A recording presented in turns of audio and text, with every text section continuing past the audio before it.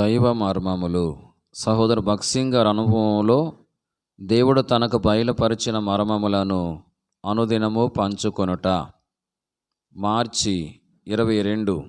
ఈరోజు వాక్య భాగము, ఒకడు నన్ను ప్రేమించిన యెడల వాడు నా మాట గైకొనును. యోహాను సువార్త 14వ అధ్యాయము 23వ వచనం. అనేకులు దేవుని సేవించుటయందు గర్వించెదరు.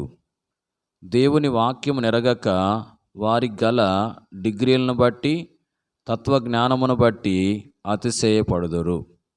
మనుషుల మెప్పు పొందుటకై లౌకికమైన జ్ఞానం మీదను రాతి కట్టడముల మీదను ఆధారపడుదురు.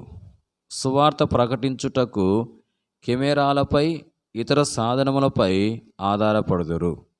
వాక్యమును వాడవలసిన రీతిగా వాడరు. ప్రసంగములు చేయనప్పుడు మాత్రము వారు చెప్పుదాన్ని సమర్థించుకొనుటకు బైబిల్ నందు కొన్ని వచనములు చదివి వినిపించుదురు. దేవుని వాక్యమునకు విరోధముగా నడుచు ప్రజలెన్నడూ వర్ధిల్లారు.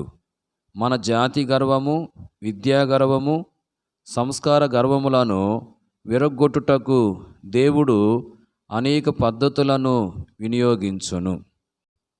ఆయన శిరసత్వం క్రిందకు వచ్చి ఆయన ఆధిపత్యమును అంగీకరించి దీనత్వము, సంపూర్ణ విధేయత కలిగి ఉండుట ద్వారానే దేవుని గృహమును కట్టగలము. ఈ సత్యమును బోధించుటకే మన ప్రభువు తన పూర్ణ మహిమతో కాక సాత్వికుడై గాడిద పిల్లనెక్కి యెరూషలేమునందు ప్రవేశించెను. దారి వెంబడి పరవబడిన బట్టలపై గాడిద పిల్ల నడుచుట ద్వారా దానికి ఘనత కలిగెను. అది విధేయత చూపక తన్నుటకు ఆరంభించి ఉన్నచో పరవబడిన బట్టలపై నడుచు ఆధిక్యత, ఘనత దానికి దొరికి ఉండేటిది కాదు. ప్రభువైన యేసుక్రీస్తును సరైన విధముగా మనము హెచ్చించిన ఎడల మనకును అట్టి ఘనత కలుగును. దైవ సేవకులమైన మనలో మానవ రీతిగా ఎట్టి ఘనతయు లేదు.